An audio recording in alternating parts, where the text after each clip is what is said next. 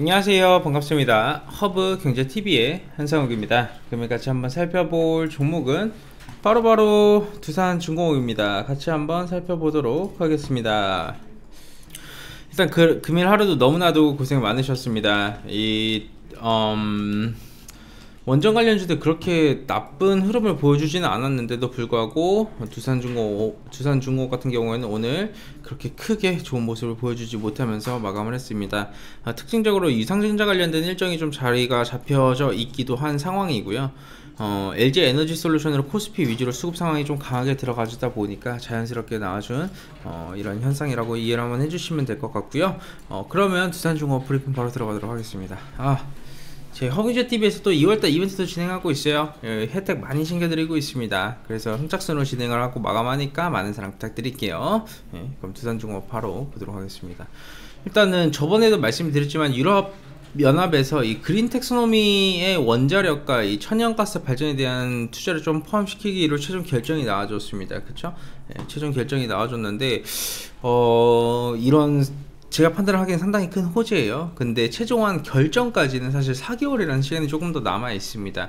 이번 EU의 결정이 한국형 녹색분류체계 K텍소노미에도 영향을 미친다라는 키워드도 지금 자리가 잡혀 있고, 환경부 측에서도 포지션이 어떻게 잡혀지고 있냐면 원전이라는 다시 한번 더 고려를 하겠다라는 식으로 반응이 좀 나와줬다라고 하면 이해를 해주시면 될 것 같아요. 사실 이 관련된 내용은 제가 한정판 원전을 봐야 하는 이유라고 해가지고 좀 상세하게 또 풀어드렸습니다. 정 대표님하고 상세하게 풀어드렸으니까 저희 한정판도 한 번씩 좀 체크해 보시고요. 이 그린 텍소노미 같은 경우에는 녹색 분류 체계 안에 들어가게 될 경우에는 이 에너지 산업이 사실 뭐 친환경 투자나 대출이나 자금 확보가 상당히 쉬워지거든요.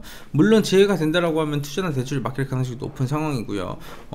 기후 변화에 대한 대응 투자 예산 또한 마찬가지로 원전에서 쓸 수 있어요. 그 규모가 무려 133조 원입니다. 1조 원 유로인데 이 돈이 사실 하나의 이런 원전 산업으로 들어가 준다는 게 여러분 어떤 상황이라고 좀 이해를 해 주셔야 되냐면,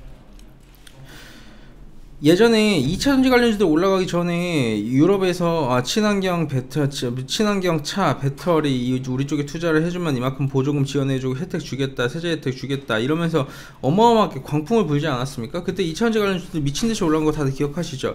실제 보조금 지원해주고 실제 혜택 주고 기업들 공장 짓게 해주고 그러지 않았습니까? 그래서 얼마나 올라가줬어요? 어마무시하게 올라가줬습니다. 그리고 이제 이 안에 들어가는 게 왜 중요한 거냐면, 관련 기업군들이 녹색 채권을 발행할 수 있어요. 그래서 더 많은 자금을 조달할 수 있게 되는 거죠.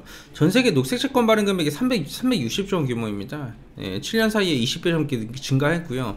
민간 금융으로부터 수십억 유로 자금을 좀 유치 가능하다라는 것 자체가 기업 입장에서 어마어마한 메리트죠. 어떤 기업이 자기네들 기업에 쌓여져 있는 돈으로만 트레이딩을 진행을 하죠? 어떤 회사도 그러지 않아요, 여러분. 어떤 회사도 그러지 않습니다. 투자를 받아가지고 받은 투자금으로 또 사업을 진행을 하고 그런 식으로 부풀려 나가는 거죠. 단순하게 쌓여져 있는 현금만으로 진행하는 그런 기업은 거의 없다라고 보시면 될 것 같아요. 뭐 삼성전자처럼 현금을 수백조 원 쌓아둔 게 아니라면요. 그렇기 때문에 그 정도까지 간단하게 좀 체크해 주시면 될 것 같고요. 저는 저번에도 말씀드렸지만 EU가 글로벌 탄소 배출권 거래 시장에서 차지하는 비중이 88%가 넘습니다. EU가 원전을 친환경 에너지로 규정을 하게 되면 세계 탄소 경제의 운명 동안 요동치는 게 명확하고요. 미국과 중국을 넘어서는 리더십을 가지고 있기 때문에 이번 결정은 4개월 후에 최종안이 또 발의가 되겠죠. 그렇게 되면 좀 큰 파급력을 가져올 수 있지 않을까라는 말씀도 같이 드리고 싶어요. 뭐 지금 해외 원전 세일즈니 해서 뭐 체코의 수십조 원 수주전, 뭐 이집트, 그리고 이라크, 폴란드, 중국 12년 동안 520조 투자한다고 하고, 브라질에 프랑스에 어느 정도 대규모 수주 기대감도 살아있는 사실 원전 섹터입니다. 제가 바라보는 이 두산중공업은 하나의 그냥 산업의 관점으로 보는 거예요. 이만큼의 투자가 집행이 되고 이만큼의 투자가 이루어지고 에너지로서 이렇게 각광을 받아주고 인증을 받아준다라는 것은, 냉정하게 말씀드리자면 이 산업의 개화입니다. 그 산업의 개화는 제가 뭐라고 말씀드렸죠? 30년 사이클이라고 말씀드렸습니다. 이 신재생 에너지 30년 사이클이란 말이요, 제가 지금 지어냈을까요? 죄송한데 제가 1년 전에 말씀드렸습니다. 두산중공업이 지금 타고 있는 사이클은 30년의 사이클이다 라는 말씀까지 좀 드렸죠.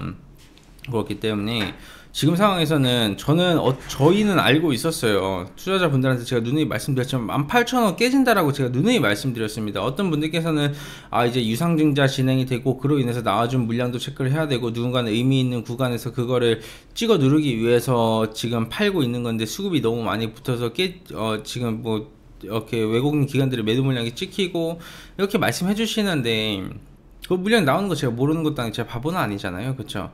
하루 종일 주식만 보고 있는데요. 그리고 의미 있는 구간에서 메이저들이 매도 물량을 지금 쏟아내준다라는 것은 주가를 찍어 누르기 위한 게 아니라요. 여러분, 주가를 찍어 누르기 위한 게 아닙니다. 그걸 명확하게 인지를 하셔야 돼요. 주가를 찍어 누르기 위한 게 아니라 주가를 내리기 위해서 파는 겁니다. 왜냐하면 누가 봐도 의미 있는 지지 구간이거든요. 그러면 여기 구간을 깨고 하방으로 조정 좀 만들어주고 그러면 어떻게 될까요? 물량 많이 나옵니다. 개인 투자자분들 물량 많이 나와요. 그런 흐름이 중요하다라는 겁니다. 저는 여러 번 강조해서 말씀드렸고 여러 번 이렇게 브리핑을 드렸지만 개인 투자자분들이 원하는 방향성대로 가는 게 저는 그게 주식이 아니라고 생각을 합니다. 모든 개인 투자자분들이 다 알만한 그런 키워드를 언급할 저는 그 가치가 없다고 생각을 해요. 왜? 정보의 비대칭성이 없고 모두가 다 공개되어 있는 정보로 분석할 수 있는 키워드는요, 결과적으로 봤었을 때 정보의 비대칭성이 떨어지잖아요. 재료의 크기를 봐야 되는 거죠. 뭐 예시를 들어서 그린텍소노미에 원자력이 들어간 건 그러면 정보의 비대칭성이 이것도 없는 거 아니냐라고 생각을 할 수 있는데, 이거는 산업이 바뀌는 거잖아요. 실제로 돈이 들어가는 거 단순하게 테마가 아닙니다. 원전을 아직도 테마로 보고 계신 분 혹시나 계십니까? 원전 산업은 여러분 테마가 아닙니다. 원전은 산업입니다. 왜냐하면 그만큼의 어마무시한 자금들이 이제 유입이 되기 시작하기 때문입니다. 그만큼 이 민간금융부터 시작을 해가지고 기후변화 대응 투자 예산도 들어와주고 대한민국 내에서도 그렇게 들어와주게 되면 두산중공업뿐만 아니라 다른 기업군들도 마찬가지로 녹색채권 발행할 수 있고 자금 조달할 수 있고 더 적극적으로 사업이 영위가 될 수 있는 거예요. 하나의 산업이 진행이 되고 있다라는 겁니다. 그렇기 때문에 저는 그 관점에서 긍정적이게 보는 거지, 지금 유상증자 일정을 앞두고 이런 이 가격 부근에서 메이저들의 매도 물량이 나와준다? 이거는 안 좋은 거죠. 우리가 좋지 않은 거를 좋다라고 내 스스로 자각시키면서 이해를 시킬 필요가 전혀 없어요. 주식은 되게 냉정합니다. 내가 왜 좋지 않은 걸 왜 좋다고 바라봐야 되는 이유가 좀 있나 싶습니다. 예. 좋지 않은 건 좋지 않은 겁니다. 그리고 좋은 건 좋은 겁니다. 그거를 객관적으로 분석을 해서 객관적인 키워드가 나와줘야 된다라는 거예요. 저가 매수의 메리트를 느껴줘야 되는 가격 밸류 부근에서 메이저들이 물량을 쏟아내준다? 단순하게 이게 뭘까요? 단순하게 LG 에너지 솔루션을 사기 위해서 지금의 매도 물량이 쏟아져 나온다라고 생각을 하십니까? 삼성전자, SK 하이닉스가 아닙니다. 두산중공업은 여러분. 7년 만에 순이익이 나와주죠. 7년 만에 순이익이 나와준 겁니다. 삼성전자, SK 하이닉스 매출 영업이익 잘 냅니다. 그들은 가치주고요. 두산중공업은 시가총액은 크지만 가치주로서의 매력은 떨어집니다. 저는 그렇게 생각을 해요. 그렇기 때문에 지금으로서는 주가의 조정폭은 좀 필요하다라고 생각을 합니다. 제가 생각을 하기에는 털 사람은 좀 털고 가야 될 것 같아요.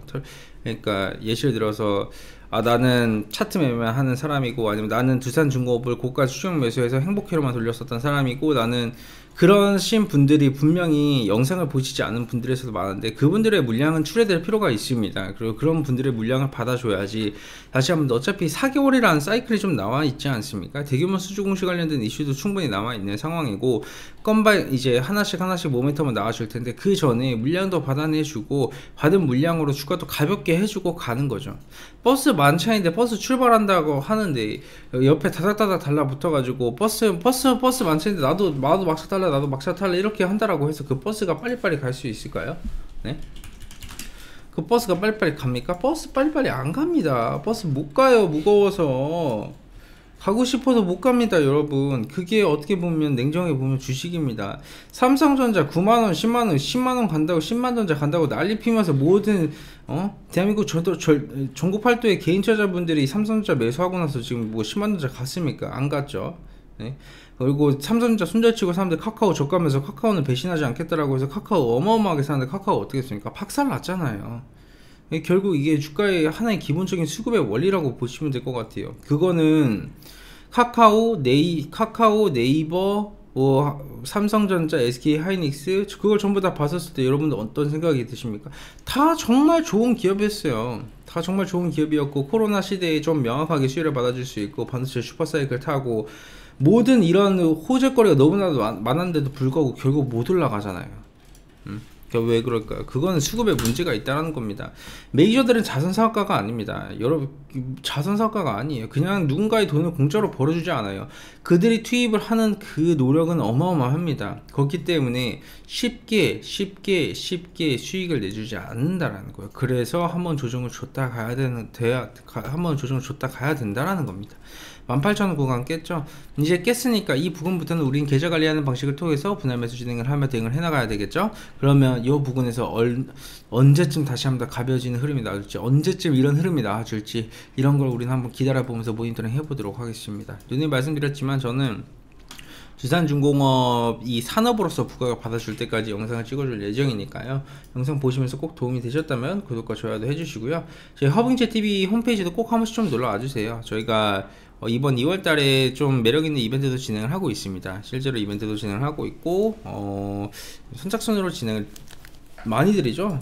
혜택을 많이 드리네요. 그래서 부장님이 뭐 저희 쪽에서 선착순으로 진행을 하고 마감한다라고 하시는데 이벤트 혜택 많이 잘 잡으셔가지고 힘든 시장 저희 허빙제TV와 잘 헤쳐나가시길 바라도록 하겠습니다. 감사합니다.